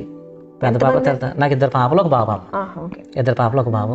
అప్పుడు పిల్లలు పుట్టారండి. అంటే ఇంకా బాబు పుట్టలేదు అప్పటికి, 2008కి బాబు పుట్టలేదు, కానీ చిన్న పాప పుట్టిందనమాట. చిన్న పాప 2008లోనే మార్చి నెలలో పుట్టింది చిన్న పాప. ఇదంతా కూడా ఒక దర్శనం ద్వారాగా, అవంతా కూడా దర్శనము. నన్ను ఎవరు తర్వాత నేను మాస్టర్ గారు చెప్పినప్పుడు, పాస్టర్ గారు చెప్పినప్పుడు మీరు వెళ్ళండి, ఆలస్యం చేయొద్దు, మీరు వెళ్ళండి అని వాళ్ళు ప్రోత్సహించిన దాన్ని బట్టి, ప్రోత్సహించమే కదా ఆర్థికపరమైనటువంటి సహాయం కూడా వారు నాకు చేశారు. ఆ చేసిన తర్వాత నేను వెళ్ళేవాడిని, ఆ ట్రైనింగ్ పూర్తి చేసుకున్నాను. దేవుని కృప 2008, 2009 6 నెలలు అన్నారు. 6 నెలలు అన్న ట్రైనింగ్ని నేను సంవత్సరం కంటే ఎక్కువ కూడా మాకు తరబితి ఇచ్చారు అక్కడ. ఆ తరబితి ఇచ్చినప్పుడు తరబితి తీసుకున్నాము. అయితే అక్కడికి వెళ్ళడానికి, ఇదంతా జరగడానికి కారణం దేవుడు ఇచ్చినటువంటి ఒక దర్శనం ద్వారా దేవుడిది నాకు ఇచ్చాడు. నాకు చాలా బలహీనత వచ్చింది. 1 సంవత్సరం అంతా కూడా నేను జ్వరంతో బాధపడుతున్నాను. 1 ఇయర్ అప్పుడే. దానికి ముందు 2002 సంవత్సరంలో నాకు విపరీతమైన జ్వరము. పెద్ద పాప పుట్టే సమయానికి నాకు 1 సంవత్సరం అంతా జ్వరం వచ్చింది. 2001 నుంచి 2002 వరకుని ఆ జ్వరం 1 సంవత్సరం వేధించుకుందాం నన్ను. ఒక జ్వరం వేధింటే తగ్గట్లేదు, టైఫాయిడ్. మళ్ళీ ఆ తగ్గకపోవడంతో ఏం జరిగిందంటే, నేను ఒక ముసలావిడ వచ్చి, అన్నమ్మ గారని ఆవిడొచ్చి నా కోసం ప్రార్థన చేసింది. మంచం మీద నేను పడుకుని ఉన్నాను. బాబు నీకు ఇష్టమైతే నీ సేవకునిగా చేసుకో, నీ సేవలో వాడు కూడా ఇష్టం లేదనుకో, ఆయన ఏదో పని చేసుకుంటున్నాడు కదా, ఆ పని చేసుకొని ఎందుకు కుమారుని ఇలా బాధ పెట్టేస్తానని చెప్పేసి కన్నీరు కాచి ప్రార్థన చేసింది తల్లి. ఆ రాత్రి నాకు ఒక దర్శనం వచ్చింది. ఆ దర్శనం ఎలా వచ్చిందంటే, ఇప్పుడు కట్టిన మందిరం ఉంది కదా, ఆ మందిరం అయితే ఎలాగైతే ఉందో బయట బోర్ ఒకటి వేసుకున్నాము. దేవుడు బోర్ ఇచ్చాడు నాసా ప్రేమదాసాయి గారు ద్వారాగానే. ఆ బోర్ ఇచ్చినప్పుడు ఆ బోరు ఎక్కడైతే వేసామో ఆ బోరు వేసిన స్థలంలో ఒక పెద్ద గొయ్యి అనమాట. అంటే ఇంచుమించు ఒక 10-15 అడుగుల లోతున్న గొయ్యి ఒకటి ఉంది. ఆ గోతి నిండా చేపలు ఉన్నాయి. ఆ కింద నేనున్నాను. ఆ పైన మా నాన్నగారు పైన ఉన్నారు. అప్పుడు మా నాన్నగారు చనిపోయారు, చిన్నప్పుడు చనిపోయారు కదా, మా నాన్నగారు పైన ఉన్నారు. ఈ చేపలన్నీ పట్టుకుని మా నాన్నగారికి ఇస్తున్నాను కదా నుంచి. నాన్న ఈ చేపలన్నీ మనకే, ఈ చేపలన్నీ నీకే అని చేపలన్నీ పట్టుకుని మా నాన్నగారికి ఇస్తున్నాను. ఆయన తీసుకుంటున్నాడు, చేపలన్నీ తీసుకుంటున్నాడు. ఇది ఎలా జరుగుతుంది? చర్చిలో ఒక ముగ్గురు 3 కుర్చీలు ఇలాగా వేసుకొని చర్చి ఎలా కట్టాలా, దీని ప్లానింగ్ ఏంటి, ఎక్కడ ఏది పెట్టాలని వాళ్ళు ముగ్గురు ప్లాన్ చేస్తున్నారు. ఇలా ఖర్చుకొచ్చాను. వాళ్ళు ముగ్గురు ప్లాన్ చేస్తుంటే నేను కూర్చున్నాను. ఒక పక్కన చేపలు పట్టి మా నాన్నగారికి ఇస్తున్నాను. ముగ్గురు ఆల్రెడీ లోపల కూర్చున్నారు. ముగ్గురితో మధ్యలో ఉన్నాను, చేపలు పట్టి దగ్గర ఉన్నాను. అది దర్శనం కింద వచ్చింది రాత్రి నాకు. వాళ్ళ ముగ్గురు చర్చి ప్లానింగ్ కూడా వాళ్ళు చేస్తున్నారు. అది వచ్చినప్పుడు నాకు ఇంటి మీద 2002 సంవత్సరంలో 2003 సంవత్సరం మధ్యలో ఆ దర్శనం వచ్చిందమ్మ నాకు. ఆ దర్శనం వచ్చిన తర్వాత అయిపోయింది. దాని గురించి నేను మర్చిపోయాను. ఆ దర్శనం, ఆ కళ అయితే వచ్చింది. కళ వస్తే ఉట్టినే మర్చిపోతాం కదా, కళ అయితే మర్చిపోవచ్చు. కానీ ఈ దర్శనం అప్పుడప్పుడు నాకు అంత గుర్తులేదు. కానీ వచ్చి ఈ చేపలు పట్టుకోవడం అది 2-3 సార్లు అందరూ షేర్ చేసుకున్నాను. అది అలా ఉంటుండగా మళ్ళీ ఏం జరిగిందంటే 2010 సంవత్సరంలో చర్చి దగ్గర బోర్ కొట్టాము. చర్చి కట్టక మునిపే, చర్చి కట్టాలని ఆలోచన వచ్చినా బోర్ కొట్టాము. ట్రైనింగ్ పూర్తి చేసుకున్నాను. న్యూ లైఫ్ వాళ్ళు మా దగ్గరికి ఎలబంచి నుంచి వచ్చేవారు, రాజా కులపతి గారు ఆయన వచ్చేవారు. ఆ రోజు మంచి దైవజనం తీసుకొచ్చారు. మా ఫెలోషిప్ సేవకులందరూ కూడా అక్కడ ఉన్నారు. వాళ్ళందరి మధ్యలో యోహాన్ పాస్టర్ గారు నాకు తైలాభిషేకం చేసి, సేవ అంటే ఎలా ఉంటుంది, సేవ అంటే పువ్వులబాట కాదు, సేవ అంటే ముళ్ళబాట, ఈ ముళ్ళన్నీ తొక్కుని వెళ్తేనే, వాటిని జయించుకుని వెళ్తేనే జయ కిరీటం నీవు పొందుకుంటావు. కాబట్టి ఆ రోజు ఆనందపాలు నువ్వు ఇలా వెళ్ళాలని నాకు ఒక సజెషన్ ఇచ్చి నన్ను అభిషేకించారు ఆ రోజు. అయితే నేను మందిరం కట్టాలని ఆలోచన వచ్చినప్పుడు, ఎప్పుడైతే మందిరం కట్టాలి అని ఆలోచన వచ్చిందో బోరు వేసామో, కిషోర్ కుమార్ అయ్య గారి ద్వారా మాకు బోర్ వేశారు అక్కడ, ప్రేమదాస్ అయ్య గారి ద్వారానే. ఆ బోర్ వేసిన తర్వాత చర్చి కట్టాలనుకున్నప్పుడు మళ్ళా నాకు 2002, 2003 సంవత్సరంలో వచ్చిన దర్శనము, అప్పుడు దేవుడు మళ్ళీ నాకు గుర్తు చేశాడు. అప్పుడు ఇది అప్పుడు రిపీట్ అవుతుందన్నమాట. నేను ఎక్కడైతే గొయ్యి చూసానో అక్కడ బోర్ వేశారు, అక్కడ బోర్ ఉంది. ఇప్పుడు నేను ముగ్గురు కూర్చుని ఎక్కడైతే మందిరం కట్టాలని వాళ్ళు ఎలా కట్టాలని ప్లాన్ చేసుకున్నారో అదే స్థలంలో, అతి తక్కువ స్థలంలో, నేను సంఘం కూడా చాలా మంది తక్కువ, ఇంచుమించు ఒక 10-15 మంది కంటే ఎక్కువ ఉండేవారు కాదు. అప్పుడు నేను చర్చి ప్రారంభించేటప్పటికి 2011 చర్చి ప్రారంభించేటప్పటికి సంఘం కూడా లేదు నాకు. ఏదో 2-3 ముసులా పక్క నుంచి వచ్చి కూర్చుండేవారు. అలాంటిది దేవుడు ఆ రాజపేట గ్రామంలో తక్కువ సమయంలో దేవుడు ఆశ్చర్యకరంగా ఈ దర్శనం ఎప్పుడైతే వచ్చిందో బోరు వేసిన మరుక్షణమే మాకు ఆలోచన వచ్చింది. వెంటనే దేవుడు ఆలోచన మళ్ళీ గుర్తు చేస్తున్నాడు ఆయన, మళ్ళీ రిపీట్ చేస్తున్నాడు అనమాట. ఆ దర్శనం నాకు చేపలు పట్టడం, చేపలు ఎవరంటే విశ్వాసాల కింద మందిరంలో ముగ్గురు కూర్చున్నటువంటి వ్యక్తులు ముగ్గురు కూడా తండ్రి కుమార్ పరిశుద్ధాత్ముడు మందిరాన్ని ఎలా కట్టాలో ముందుగా నాకు ప్లాన్ చేసి ఆ మందిరాన్ని నిర్మాణం గురించి మా సంఘం గురించి దేవుడు ముందుగానే ఆయన నాకు చక్కగా ఈ దర్శనాన్ని ఇచ్చాడు. ఆ దర్శనాన్ని ఇచ్చి ఆయన ఏదైతే చూపించాడో నేను అలాగే కట్టాను మందిరాన్ని. అంటే ఒక కిటికీ డోర్ మార్చే విషయంలో ఒక వ్యక్తి సహాయం చేస్తారనే ఉద్దేశంతో అవి మార్చాల్సి వచ్చింది తప్ప యాజ్ దేవుడు ఏదైతే ఎలాగైతే కట్టమన్నాడో నేను మందిరాన్ని అలాగే నిర్మించాను. డబ్బులు లేని సమయంలో చాలా క్లిష్టమైన పరిస్థితుల్లో తీర్మానం చేసేసుకున్నాం మందిని కట్టియాలని. ఏమి లేవు, డబ్బులు లేవు, కానీ కట్టియాలని తీర్మానం చేసుకున్నాం. దేవుడు ఆశ్చర్యకరమైన రీతిలో నా తల్లి ద్వారాగా అనేకుల ద్వారాగా దేవుడు ఒక చక్కని మందిరాన్ని నిర్మించుకున్నాడు. ఈరోజు రాజపేటలో ఒక బలమైన పరిచర్య జరుగుతుంది. అదే గ్రామంలో దేవుడు కొన్ని సంవత్సరాల క్రితం అవమానించబడ్డాడు. యేసుప్రభు అంటే పలానా వాళ్ళకి దేవుడిని అనే మాట ఆ గ్రామంలో వినబడేది. కానీ అలాంటి గ్రామంలో దేవుడు ఎక్కడైతే అవమానం పొందుకున్నాడో, దేవుడు మనుషులు కాదు, సేవకులు ఎంతో మందిని అవమానించారు. అది సేవకుల కంటే ఆ అవమానం దేవుడే ఎక్కువ దాన్ని స్వీకరించాడు. అందుకని ఎక్కడో గొల్లపురంలో చేపలు పట్టుకొని నూతురంట గోతురంట తిరిగి నన్ను తీసుకొచ్చి కొండపోటు కోసం వచ్చారని మేము అనుకున్నాం, కానీ దేవుడు చివరికి సేవలో వాడుకున్నాడు. నాకు నా బలహీనత ద్వారా దేవుడు ఒప్పం చేశాడు. నా యొక్క రోగం ద్వారా దేవుడు సేవలోకి పిలుచుకున్నాడు. ఇంకా ఆ తల్లిగారు చేసిన ప్రార్థన, ఆ దర్శనం వచ్చించాడు, ఆ చూపించిందే జరిగింది అక్కడ. మనుషులు అనుకునే దానికంటే దేవుడు ఏదైతే ఎలా కట్టాలనుకున్నాడో, ఎలా నిర్మించాలనుకున్నాడో సంఘాన్ని కూడా 2013కి స్లాబ్ వేసేసుకున్నాం. 2013కి దేవుడు కృప చూపించారు. నా తల్లి ద్వారాగా అక్కడ మందిరాన్ని నిర్మించుకొని. ఇప్పుడు పాశ్రమ్ గారు ఉన్నారు కదా, అంటే ఎలా సహకరిస్తారు? పాశ్రమ్ గారిని పూర్తిగా సహకరిస్తారు సేవలో. మొత్తం అంతా కూడా ఆరాధన పాటల దగ్గర నుంచి ప్రారంభం దగ్గర నుంచి ఆరాధన ముగింపు వరకు కూడా అన్ని విషయాల్లో నేను వాక్యమే చెప్తాను. మిగతా కార్యక్రమం అంతా అమ్మగారు నడిపించుకుంటారు. మిగతా కార్యక్రమం అంతా వాక్యం చెప్పే వరకు నా పని. ఆ వాక్యం చెప్పే వరకు కూడా అమ్మగారు పూర్తిగా అన్ని విషయాల్లో ఆవిడ సహకరిస్తారు. ఎక్కడ ప్రార్థన అయినా, ఏ జరిగినా, ఏ కార్యక్రమాలైనా. అంటే ఈ సేవకి వస్తానన్నప్పుడు ఏమైనా వద్దు అనలేదమ్మా. నేను సేవకు వెళ్తాను అనగానే వెళ్ళిపోండి అన్నదంటే, ఆలస్యం చేయొద్దు, వెంటనే వెళ్ళండి ట్రైనింగ్. ముందు పాశ్రమ్ గారు కూడా ముందు దేవుడితే ఆవిడ పుట్టుతోనే క్రైస్తవులు. వాళ్ళ అమ్మగారు, వాళ్ళ అమ్మమ్మ గారు, ఆవిడ వాళ్ళ అమ్మమ్మ గారు ప్రభుని నమ్ముకున్నారు, వాళ్ళ అమ్మగారు ప్రభుని నమ్ముకున్నారు. ఇంకా ఈవిడ కూడా వాళ్ళ పుట్టు క్రైస్తవు. వాళ్ళు పూర్తిగా పెంతుకొస్తే ఆరాధనలో నుంచి బయటకు వచ్చారు. వాళ్ళు మండపేట అయ్యగారి దగ్గరికి వెళ్ళేవారు. వాళ్ళు మంచిగా వాళ్ళు నడిపించబడ్డారు. నేను మధ్యలో వచ్చాను. నేను పుట్టుకతో వచ్చినాను కాదు, అమ్మగారు అయితే పుట్టుకతో సేవలోకి వచ్చారు. వాళ్ళ సేవకులతో వారు ఆలోచించలేదు, కానీ దేవుని కృప బట్టి మరి మమ్మల్ని ఆ అమ్మగారు అన్ని విషయాల్లో నాకు సహకరిస్తారు. పాష్ గారు, ఇప్పుడు మీరు అంటే మీకు చక్కగా మందిరం అది నిర్మాణం జరిగిపోయింది, సేవ చక్కగా జరుగుతుంది. అంటే సేవలో ఏమైనా ఒడిదుడుకులు రావటం, అంటే ఇబ్బందులు అలాంటివి ఏమైనా వచ్చాయండి? అవునమ్మా, వచ్చాయమ్మా. నేను అంటే సేవ ప్రారంభంలోనే అందరికీ సేవలకు వచ్చాక వాళ్ళ సమస్యలు ఎదుర్కొంటారు. అయితే నేను సేవలకు రాలేదు. 2008 ట్రైనింగ్కి వెళ్ళాను. 2009 సంవత్సరంలో నేను ట్రైనింగ్కి వెళ్తున్నాను. నేను సేవకి వెళ్తున్నానని అమ్మగారు ఏం చేశారంటే నాకు డబ్బులు పంపించడం మానేశారు. మా అమ్మగారు పూర్తిగా నాకు ఏమైనా పంపించడం మానేశారు. ఆవిడకి ఇష్టం లేదు కదా, సేవ చేయడం ఇష్టం లేదు కదా. ఆవిడ నేను వెంటనే చెప్పలేదు, 4 నెలల తర్వాత చెప్పాను. వెంటనే చెప్పలేదు, వెళ్ళిపోయిన తర్వాత చెప్పాను. అయితే ఒకరోజు నేను ఎలాగా ట్రైనింగ్కి వెళ్తున్నాను, ట్రైనింగ్కి వెళ్ళి వస్తున్నాను. సోమవారం, మంగళవారం, బుధవారం 3 రోజులు నేను ట్రైనింగ్లోనే ఉండేవాడిని. ట్రైనింగ్ చూసుకుని మళ్ళీ ఇంటికి వచ్చేసేవాడిని. ట్రైనింగ్కి వెళ్ళిన తర్వాత కూడా అక్కడ కూడా నాకు కొంతమంది పరిచయం అయిన, అక్కడ నాతో పాటు పరిచయం అయిన వాళ్ళు నాకు ఏది కావాలితే అది నాకు పెట్టడం, నాకు అన్ని విధాలుగా ట్రైనింగ్లో కంటే కూడా నాకు వాళ్ళ ఇంటి దగ్గర నుంచి తెచ్చి అన్ని నాకు సౌఖ్యం చూసేవారు. అన్ని విధాలుగా నాకు చక్క పెట్టేవారు. అయితే నేను ఇంటికి నాకు వచ్చిన ఒక చిన్న అలవాటు ఒకటి ఉంది. ఆ అలవాటు ఏంటంటే దశమ భాగం నాకు తీయడం చాలా ఆసక్తికరమైన విషయం. నేను ఖచ్చితంగా దశమభాగం తీస్తాను. ఏ విషయంలోనైనా సరే నేను దశమభాగం నాకు అలవాటు. అది దేవుడు నాకు ఇవ్వాలి. నేను ఒక విశ్వాసగా నేను దశమభాగం తీశాను. ఒక సంఘ పెద్దగా నేను నమ్మకంగా ఉన్నాను. సేవలకు వచ్చిన తర్వాత కూడా నేను నమ్మకంగానే నేను తీసేవాడిని దేవుని దగ్గర. అయితే ఇంటికి వచ్చిన తర్వాత ఒకరోజు నేను ఇంటికి వచ్చి చూశాను. ఇంటికి వచ్చి చూసేటికి ఇంట్లో బియ్యం కనిపించట్లేదు. ఆ తర్వాత ఇంట్లో ఏం కనబడతలేదు, దశంభాగం డబ్బులు కనబడతలేదు. పరిస్థితి ఏంటి ఇలాగ అయిపోయింది ప్రభా, మరి పాస్టమ్మ గారు అంటే అప్పుడు పాస్టమ్మ గారు కాదు కానీ ఏమీ చెప్పలేదు, నా భార్య నాతో ఏం చెప్పలేదు. చంటి బిడ్డలు ఉన్నారు, వాళ్ళు ఏం తిన్నారో ఏటో. నేను బయటికి వెళ్తే నాకు అందరూ నా కడుపు చూసి నా మాట చూసి అందరూ నాకు పెడుతున్నారు. నా మాట చూసేటోడికి నాకు అన్న మీద జాలి పడిపోయి పెడుతున్నారు, అందరూ నాకు కావాల్సిన పెడుతున్నారు. కానీ ఇంటికాడికి వెళ్ళి వస్తుంటున్నారు. పాస్టమ్మ గారు పక్కింటికి వెళ్ళి ఏమీ తేదో, ఏమీ అడగదో, ఏమీ చేయదు. మరి అలాంటి పరిస్థితిలో ఎలాగా అని చెప్పేసి అనుకున్నప్పుడు ఎస్సీ కాలనీలోనే ఒక ఆవిడ దేవుని నమ్ముకోలేదు కానీ ఓ చీవిటి ఆవిడ అనమాట. ఆవిడ ఎప్పుడో చెప్పింది 4 రోజుల క్రితం వాళ్ళ అమ్మాయి పశుపతి అయితే బాబు మా ఇంటికి భోజనం అమ్మని. అది నేను ట్రైనింగ్లో ఉండడం కూడా వెళ్ళలేదు. ఎందుకు ఒక మాట చెప్పింది కదా వెళ్దాం కదా అని ఒకరోజు అలా సాయంకాలం సైకిల్ వేసుకొని కాలనీకి వెళ్ళిందమ్మా. ఎస్సీ కాలనీకి వెళ్ళి ఆ పరిస్థితి వెళ్ళగానే ఆవిడ నన్ను చూడగానే ఎంతో సంతోషంతో తను స్వీకరించి పాస్టర్ గారు రండి కూర్చోండి అని చెప్పేసి అని కూర్చోబెట్టుకొని ప్రార్థన చేయించుకొని నా కోసం ఆ రోజు నుంచి కూడా ఆవిడ తీసిన బియ్యం, ఆవిడ తీసిన డబ్బులు అలా జాగ్రత్త పెట్టి నా కోసం చూస్తుంది. ఎప్పుడు వస్తారో అలా చూస్తుంది. వెళ్ళగానే ప్రార్థన చేశాను.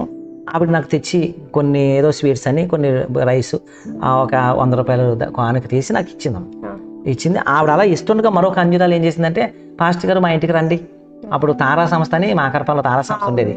ఆ తారా సంస్థలో వాళ్ళ పిల్లలకి ఏ పప్పులు ఉప్పులు ఇచ్చేవారట. ఆవిడ ఏం చేసిందంటే బాబు మా ఇంటికి రా బాబు పాస్టర్ గారు అలా రండి. ఆవిడ ఇంటికి వెళ్తే ఆవిడ కూడా కొన్ని పప్పులని, కందిపప్పు అని, పెసరపప్పు అని, అలాగే కొన్ని పిల్లలకు తినే వస్తువులని, ఆ రైసు, అలాగే ఆవిడ కూడా బియ్యం డబ్బులు ఇచ్చింది.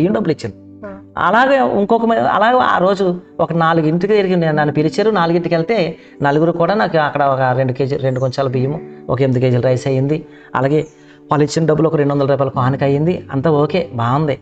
ఒక కాళ్ళు ఉండవు ఆవిడకి, రాణమ్మ గారనే కాళ్ళు ఉండవు. ఆవిడ చాలా బలహీనరాలు అనమాట. బలహీనరాలు అయితే ఆవిడ ఇంటికి వెళ్ళిపోయి అమ్మ మీ ఇంటికాడ బియ్యం ఉన్నాయి కదా, డబ్బులు ఉన్నాయి, బియ్యం ఉన్నాయి కదా, పట్టుకెళ్ళిపోతాను అమ్మ అన్నాను. దశంభాగం తీస్తాను మరి. ఆవిడ చిన్న కొట్టు నడుపుండేది. దశంభాగం తీసి ఒక డబ్బు నిండా నిండిపోయిన డబ్బులు ఎవరు పట్టుకెళ్ళమంటే పట్టుకెళ్ళలేదంట. పట్టుకెళ్ళిపోతే ఆ డబ్బులు నాకు ఇచ్చింది. నేను తీసేసుకున్నాను. ఇంటికి వెళ్ళి ఆ డబ్బులు ఆ బియ్యం తీసేసుకుని నా దగ్గర పోసేసుకుని అమ్మ నాకు కొద్దిగా ఇబ్బంది లేదు బాబు పట్టుకెళ్ళి నీకోసమే తీసానవి, నువ్వు పట్టుకెళ్ళిపోతే పొంగిపోయి పోతున్నాయి బియ్యం కింద పోతున్నాయి కిందన డబ్బులు పెట్టుకోవడం నిండిపోయింది. నేను ఏం చేయాలి అర్థం అవ్వలేదు, నువ్వు ఎప్పుడొస్తాను చూస్తున్నాను అని నాకు ఇచ్చేసింది. ఇచ్చేసినప్పుడు తీసేసుకున్నప్పుడు బాగానే ఉన్నానమ్మా, నాకేం అనిపించలేదు. ఆ సైకిల్ వేసుకుని ఇలా ఇంటికి వెళ్ళాను. ఇంటికి వెళ్ళగానే నాకు దుఃఖం ఆగట్లేదు. అందరూ పిలిస్తే వెళ్ళాను కానీ ఈవిడ పిలకుండా వెళ్ళిపోయాను. ఈవిడ అడగకుండానే నేను తెచ్చేసుకున్నాను. ఆ రోజు మాత్రం నేను చాలా ఏడ్చి నేను బాధపడిపోయాను. ప్రభా గెంజి తగ్గిన అంటున్నారు సేవకులు, వస్త్రాలు లేకుండా గెంజి తగ్గి నేను ఎంతమంది చూశాను, కానీ నేను ఇంకా సేవలోకి ఇంకా పరిపూర్ణంగా వెళ్ళలేదు. అప్పుడే నా ఇంట్లో బియ్యం లేవని ఇంత కక్కుర్తి పడ్డాను, ఇంత భయంకరమైన పని చేసి నన్ను క్షమించి ప్రభు అని మా బామ్మద్ది గారికి ఫోన్ చేశాను. వెంటనే ఆయన ఫోన్ చేయగానే అప్పుడు మా అత్తగారు మా దగ్గర ఉన్నారు. ఆవిడ ఫోన్ చేయగానే ఏం చేశారంటే వెంటనే నన్ను తిట్టాడండి. నువ్వు అలాంటి పని చేస్తావా, ఇంట్లో అంత కొరకు ఉన్నప్పుడు నాకు చెప్పాలి కదా అని చెప్పేసి వెంటనే మా బామ్మద్ది వాళ్ళ ఫ్రెండ్ చేత, శశాన్న అబ్బాయి చేత 800 రూపాయలు వెంటనే సింహాద్రికి పంపించాడు. నాకు ఉన్నటువంటి ఒక అలవాటు ఏంటంటే దేనికోసం అయితే ఇచ్చారో దానికోసమే వాడతాడు డబ్బులు. నన్ను తినమనిస్తే నన్ను తినమని, పిల్లలకి అయితే పిల్లలకి, లేకపోతే నాకు ఏం పెట్టినా నేను దానికే చేస్తాను తప్ప రెండో దాన్ని నేను కొంచెం పెట్టిన. ఇప్పటికీ అదే అలవాటు. మందిరానికి నేను అడుగుతాను, ఎవరిని ఇచ్చినప్పుడు దేనికి అని అడుగుతాను. నన్ను తినమంటున్నారా, మందిరానికి పెడతారా, లేదా ఎవరికైనా ఇమ్మని అడుగుతున్నారా అని అడుగుతాను. అప్పుడు వాళ్ళు అడిగినప్పుడు నేను ఆ విధంగానే నేను దాన్ని ఖర్చు పెడతాను. ఆ డబ్బులు తేగానే ఒక మూట బియ్యం కొనేసుకున్నాను, కిరాణా కొనేసుకున్నాను, కాయగూరలు కొనేసుకున్నాను, పిల్లలకి అన్నీ కొనేసాను, అన్నీ పట్టుకెళ్ళిపోయాను ఇంటికి. పట్టుకెళ్ళిపోయాను. ఆ వారంలోనే ఒక 4 వరుసనే అన్యజనులు ప్రార్థన పెట్టుకున్నారమ్మా. బియ్యం డబ్బాలో బియ్యం లేవు, బియ్యం డబ్బా నిండిపోయిందమ్మా. ఆ రోజు బియ్యం డబ్బా నిండిపోయింది. నా దశంభాగం డబ్బా ఒకటి, పక్కన ఇంకో డబ్బులు 2 డబ్బాలు ఉంటాయమ్మా. ఆ 2 డబ్బాలో కూడా డబ్బులు సమృద్ధిగా ఉన్నాయి. పిల్లలకైతే ఆ రోజుకి లేట్ లేదు. దేవుని ఆ రోజు ఒక్కరోజు నేను దేవుని దగ్గర నేను క్షమించమని అలా తీసుకున్నందుకు అంత దుఃఖపడ్డాను. దేవుడు మళ్ళీ అమ్మ అప్పటి వరకు ఫోన్ చేయలేను. అమ్మ నేను ఒకసారి ఫోన్ చేసి మాట్లాడితే కోపం కొలిది వెళ్ళిపోయాను, తెగదంపులు చేసేసుకుందాం వెళ్ళిపోయాను గొల్లపురాలు. ఆ రాత్రి ఇద్దరం గొడవడించుకున్నాం, అయిపోయింది. తెల్లగట్లు చేసి నేను వెళ్ళిపోతాను అన్నాను. వెళ్ళిపోయి ముందు మళ్ళీ అమ్మ ఒక మూట బియ్యం ఇచ్చింది, మళ్ళీ డబ్బులు ఇచ్చింది. అవన్నీ పట్టుకుని వచ్చేసాను. ఇంటికి వచ్చేటప్పటికి విస్తారంగా ఒక పక్కన బియ్యం ఉన్నాయి, ఒక పక్కన డబ్బులు ఉన్నాయి. కొద్దు అయితే ఆ రోజుకి దేవుడు ఆ రోజు నుంచి 2009 నుంచి ఈ రోజు వరకు 2023 వరకు కూడా ఏ విషయంలో కూడా దేవుడు కొదువు చేయలేదు. తిండి, వస్త్రం, అన్ని విషయంలో దేవుడు. అది ఈ మధ్యలో సేవలో కొన్ని సమస్యలు ఎదుర్కొన్నా నేను అంతగా, నాకు చిన్నప్పటి నుంచి కూడా నేను కొన్ని కష్టాల్లోంచి, కొన్ని శ్రమల్లోంచి నేను వచ్చాను. కాబట్టి సేవలోకి వచ్చిన తర్వాత నాకు అంత కష్టమని నేనేమి దాన్ని ఫీల్ అవ్వలేదు. సేవలోకి వచ్చిందని కష్టమని ఫీల్ అవ్వలేదు, దాని గురించి బాధపడలేదు. కొన్ని విషయాల్లో నేను దానిని అన్నిటిని ఎదిరించి నేను వచ్చాను. చివరికి దేవుని పరిచయం నేను ఆ ఊరు వదిలేసిపోదాం అనుకునే రోజులు కూడా నా జీవితంలో ఉన్నాయమ్మా. ఇక్కడ ఉండకూడదు, వెళ్ళిపోదాం అనుకున్నాను ఆ ఊరిలో. కానీ చివరికి తప్పదు, ఇంక ఈ ఊరిలోనే బతకాలేమో నేను అనుకున్నాను.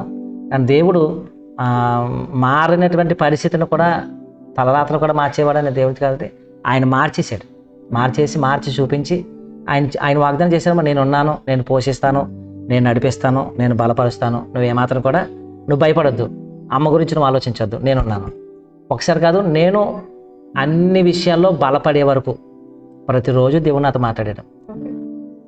నేను బలపడే వరకు కూడా ఎంత బలహీనంగా ఉండి నాకేంటి పరిస్థితి ప్రభువా, నాకేంటి పరిస్థితి, అలాంటి పరిస్థితి వచ్చింది, అమ్మ చేత పట్టించుకోవట్లేదు, నా పరిస్థితి అలాగే అయిపోయింది అని బాధపడినప్పుడల్లా నాకు ప్రభు నా తండ్రి రూపంలో వచ్చేవాడు. నేనున్నాను కదా, అమ్మ అలాగే అంటది, నేనున్నాను కదా, నేను నడిపిస్తానన్నాడు. ఎంతవరకు అంటే నేను ప్రభువులో పూర్తిగా విశ్వాసం కలిగి బలపడే వరకు కూడా ఆయన మాట్లాడుతూ వచ్చాడు.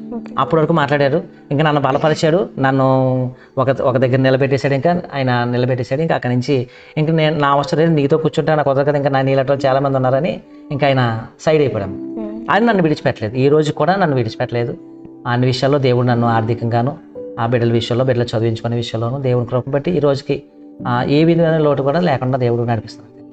ఇప్పుడు రాజపేటలో ఎంతమంది సంఘం ఉంటారు? రాజపేటలో ఇంచుమించు ఇప్పుడు ఒక 40 మంది విశ్వాసులు ఉన్నారు. 40 మంది ఉన్నారు. అంటే మొత్తం మీద కాలనీ అయితేనే ఇక్కడైతేనే ఒక 60 మంది విశ్వాసులు ఉన్నారు. 60 మంది విశ్వాసులు కలిగి నేను సేవ చేస్తాను. పెద్ద పాప BSc నర్సింగ్ 3rd year చదువుతుంది, చిన్న పాప ఏమో 1st year చదువుతుంది, MPSc తీసుకుంది. బాబు 8th class చదువుతున్నాడు. వాగ్దాన పుత్రుడు. దేవుడు 2 బాబులు చనిపోయిన తర్వాత 3వ లాస్ట్ని బాబునిచ్చాడు మరలా. ఓకే అండి, ఇప్పటి వరకు కూడా ఆనందపాల్ పాస్టర్ గారి యొక్క సాక్ష్యాన్ని మీరు అందరూ విన్నారు. అయితే పాస్టర్ గారు చెప్పిన సాక్ష్యంలో ఆయన జీవితంలో జరిగినవి ఒకసారి మనం చూసుకుంటే, ఆయన చిన్నతనం నుండి ఆకతాయిగా తిరుగుతూ ఉండి తర్వాత మరలా ఒంటరి జీవితాన్ని గడుపుతున్నప్పుడు దేవునిలో ఎక్కువ ఎదిగి అంటే చూడండి, ఇప్పుడు అనేక మంది బాబు నువ్వు సేవకు వెళ్ళు, నిన్ను సేవకు సమర్పించుకున్నా అని చెప్పే తల్లిదండ్రులు ఉంటారు. అయితే అలా పాస్టర్ గారికి అనేక మంది సేవకు వెళ్ళండి అని చెప్తున్నా, అంటే సేవ అంటే భయపడేవారు అనేక మంది ఉంటూ ఉంటారు ఈ లోకంలో. ఎందుకంటే సేవ చేయడం అనేది చాలా కష్టాలతో కూడుకున్న పరిస్థితి ఉంటుంది. ఒక్కొక్కసారి మనకి తినడానికి ఆహారం కూడా ఉండకపోవచ్చు. అటువంటి కష్టాలు చూసి తన తల్లిగారు కూడా సేవకు వెళ్ళొద్దని ఆటంకపరిచారు. పాస్టర్ గారు కూడా వెళ్ళడానికి సముఖత చూపలేదు. అనేక మంది ద్వారా ప్రేరేపించబడిన దర్శనం వచ్చినా సరే వెళ్ళడానికి ఇష్టపడలేదు. కానీ దేవుడు విడిచిపెట్టకుండా, దేవుడు మనందరినీ కూడా మనకి కొన్ని తలాంతులు ఇస్తాడండి. పాస్టర్ గారు అనుకున్నారు, నేను పని చేయడానికి అక్కడికి వెళ్ళాను అనుకున్నారు, రాజపేట గ్రామానికి. కానీ దేవుడు ముందుగానే ఒక ప్రణాళిక కలిగి, ముందుగానే ఒక ప్లాన్ని రెడీ చేసి, నేను నిన్న అక్కడ మనుషుల్ని పట్టే జాలర్లుగా అక్కడ చేస్తానని చెప్పి పాస్టర్ గారిని రాజుపేట గ్రామానికి పంపించారు. అలాగే ఆ రాజుపేట గ్రామంలో పాస్టర్ గారి ద్వారా ఇంకా అనేక మంది రక్షించబడాలని మన ఛానల్ ద్వారా కోరుకుంటున్నాను. అలాగే ఏదైతే దర్శనం పాస్టర్ గారికి వచ్చిందో అది ఇంకా 30 దంతలుగా 60 దంతలుగా ఫలింప చేయబడాలని కోరుకుందాము.